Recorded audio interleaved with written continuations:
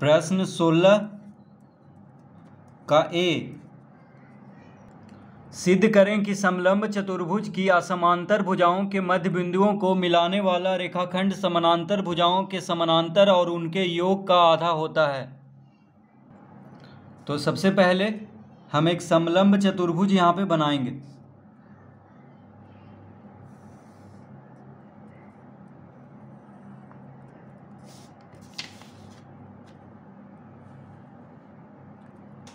इस तरह से, और इसका नाम देंगे ABCD, ABCD।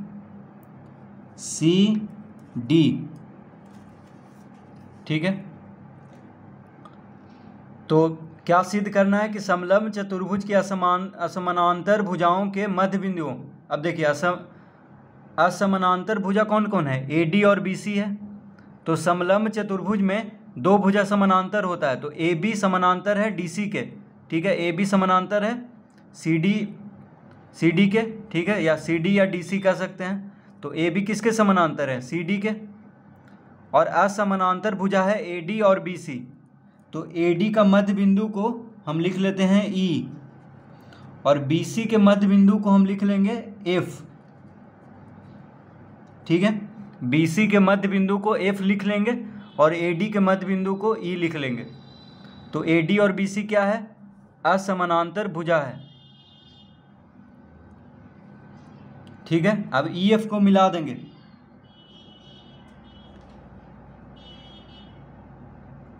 EF को मिला देंगे। उसके बाद तो सिद्ध करना है EF जो है AB के समानांतर है, और EF जो है AB और CD का योग का आधा है, ठीक है। तो EF को क्या सिद्ध करना है कि AB के समानांतर है और AB और CD का जो योगफल आएगा उसका आधा है EF।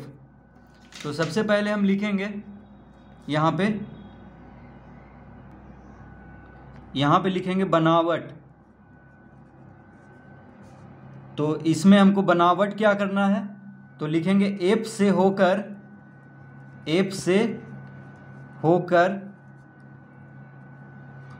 DP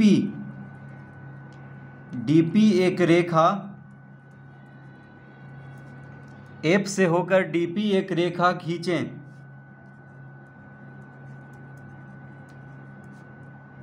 जो AB को बढ़ाकर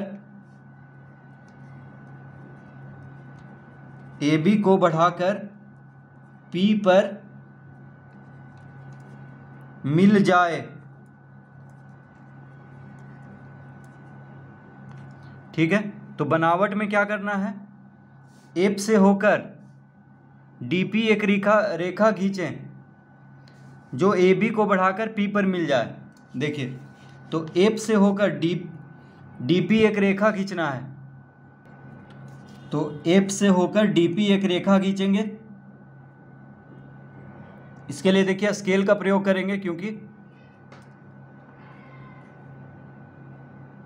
इस तरह से एक रेखा खींचना है।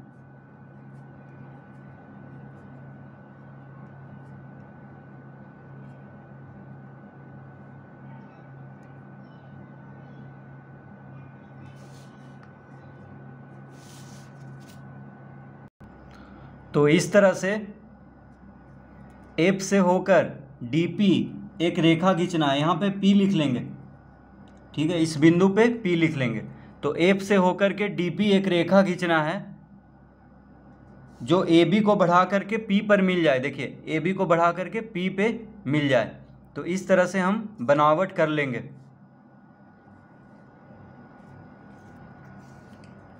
अब लिखेंगे यहाँ पे, अब त्रिभुज DCF तथा त्रिभुज PBF में,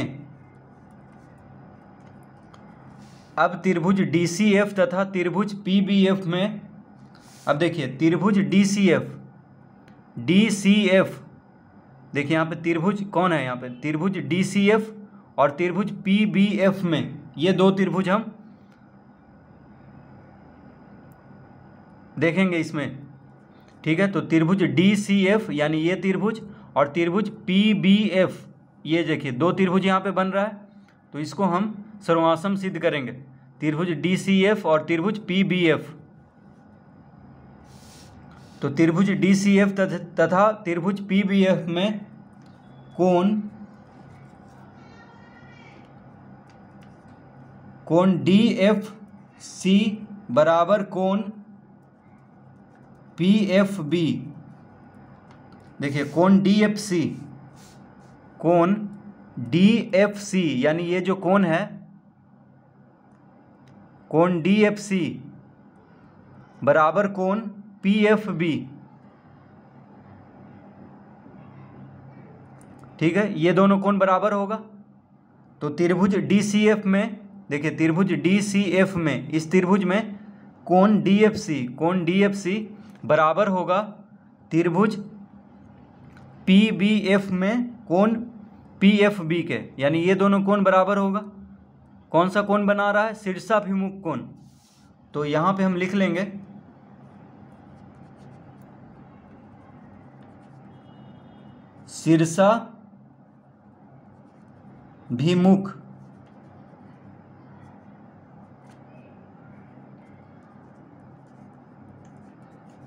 शीर्षाभिमुख कोण, ठीक है।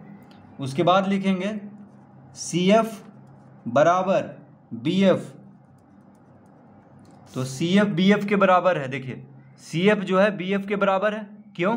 क्योंकि F क्या है, मध्य बिंदु है BC का, ये दिया हुआ है, F BC का मध्य बिंदु है, तो CF और BF बराबर हो जाएगा, ठीक है। तो CF बराबर BF लिख लेंगे। तो लिख लेंगे चूंकि F BC का मध्य बिंदु है, F जो है BC का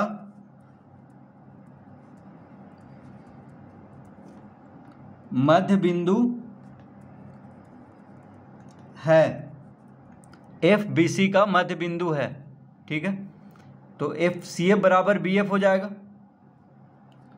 अब लिखेंगे कोण DCF बराबर कोण PBF, कोण DCF बराबर कोण PBF। तो देखिए कोण DCF यानी ये जो कोण है, ये किसके बराबर हो जाएगा, कोण PBF के बराबर, यानी इस कोण के बराबर, ठीक है। तो कोण DCF बराबर हो जाएगा कोण PBF, यानी ये दोनों कोण बराबर होगा। क्यों बराबर होगा?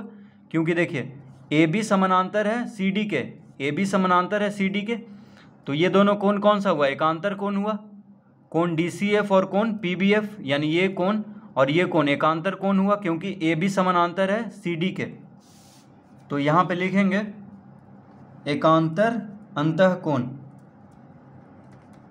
एकांतर अंतःकोण, ठीक है। तो देखिए कोण भुजा कोण से, देखिए कोण भुजा कोण, कोण भुजा कोण, तो कोण भुजा कोण से ये दोनों त्रिभुज क्या हो गया, सर्वासम। तो लिखेंगे अतः त्रिभुज DCF सर्वासम त्रिभुज PBF। तो त्रिभुज DCF सर्वासम है त्रिभुज PBF के। क्यों? तो कोण भुजा कोण से, ठीक है, कोण भुजा कोण यानी ASA, ठीक है। ए मतलब हो गया एंगल, साइड एंगल, यानी कोण भुजा कोण। तो कोण भुजा कोण से ये दोनों त्रिभुज क्या हो गया, सर्वासम। तो जब त्रिभुज सर्वासम हो गया है तो इसका मतलब है कि उसका संगत भाग भी बराबर होगा। तो लिखेंगे अतः DF बराबर पी एफ और सी डी बराबर बी पी लिख लेंगे सी पी सी टी से। ठीक है, सी पी सी टी का मतलब हुआ कि सर्वासम त्रिभुजों के संगत भाग बराबर होता है, तो डी एफ और पी एफ बराबर हो जाएगा और सी डी और बी पी भी बराबर हो जाएगा, क्योंकि त्रिभुज सर्वासम हो गया है तो उसका संगत भाग बराबर होगा। तो देखिए डी एफ और पी एफ बराबर हो जाएगा, डी एफ और पी एफ बराबर हो जाएगा, और सी डी और बी पी बराबर हो जाएगा, क्योंकि ये दोनों त्रिभुज क्या है, सर्वासम है। तो डी एफ बराबर पी एफ और सी डी बराबर बी पी, तो इस तरह लिख लेंगे। तो अब लिखेंगे, अब त्रिभुज डी ए पी में, अब त्रिभुज डी ए पी में देखेंगे तो त्रिभुज डी ए पी में ई तथा एफ क्रमशः ए डी और डी पी, ए डी और डी पी के, ए डी और डी पी के मध्य बिंदु हैं।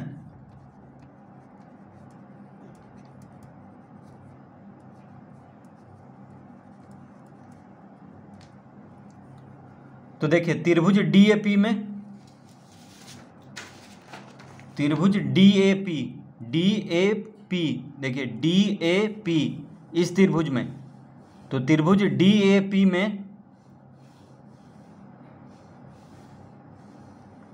डी ए पी देखिए ये बड़ा वाला जो त्रिभुज है इसमें ई क्या है, ए डी का मध्य बिंदु है। ठीक है, ई ए डी का मध्य बिंदु है और एफ जो है डी पी का मध्य बिंदु है। देखिए कैसे, क्योंकि डी एफ बराबर पी एफ हम अभी लाए हैं, डी एफ बराबर पी एफ, इसका मतलब एफ क्या हुआ, एफ मध्य बिंदु हुआ डी पी का। ठीक है, डी एफ बराबर पी एफ का मतलब हो गया कि एफ मध्य बिंदु है डी पी का, तो त्रिभुज डी ए पी में ई मध्य बिंदु है ए डी का और एफ मध्य बिंदु है डी पी का।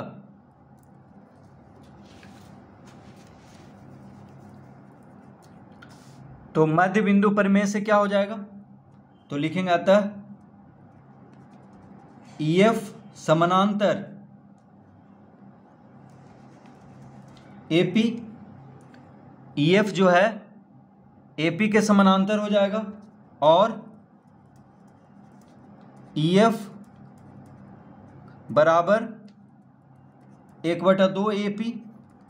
ठीक है, तो मध्य बिंदु प्रमेय से, तो त्रिभुज डी ए पी में ई ए डी का मध्य बिंदु है और एफ जो है डी पी का मध्य बिंदु है, तो मध्य बिंदु प्रमेय से क्या हो जाएगा, ई एफ जो है ए पी के समानांतर हो जाएगा और ई एफ ए पी का आधा हो जाएगा। ठीक है, तो हम यहाँ पे लिख लेंगे ई एफ समानांतर ए पी और ई एफ बराबर 1/2 ए पी मध्य बिंदु प्रमेय से। ठीक है, तो लिखेंगे अतः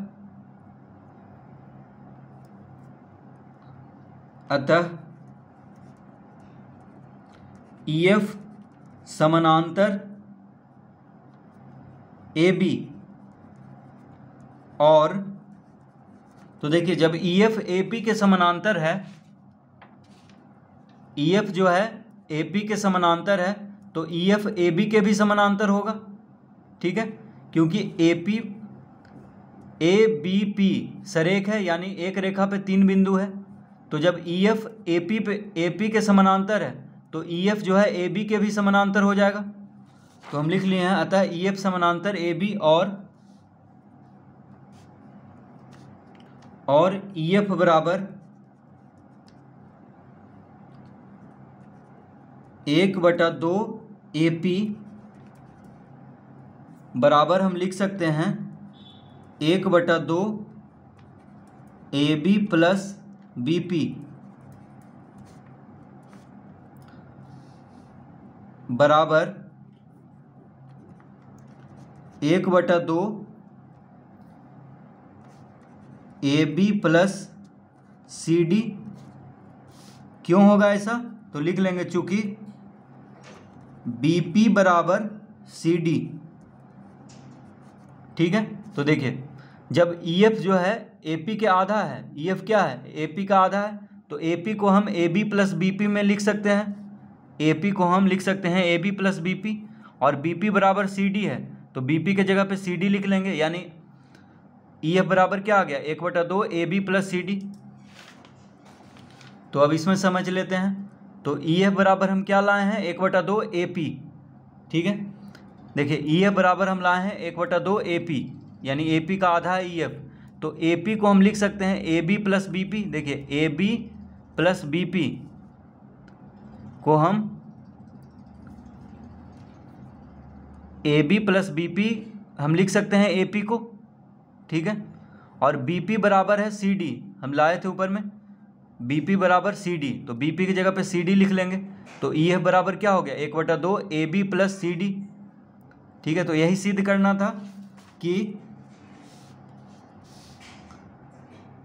करना था कि जो मध्य बिंदु को मिलाने वाला रेखाखंड है वो उसके समानांतर भुजाओं के समानांतर होगा, और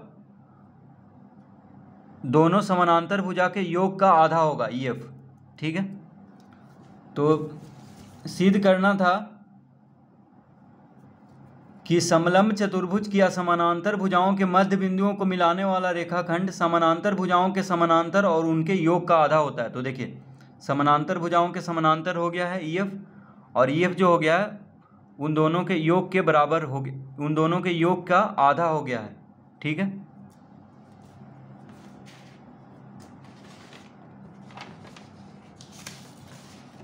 तो इस तरह से प्रश्न 16 का A हल करेंगे।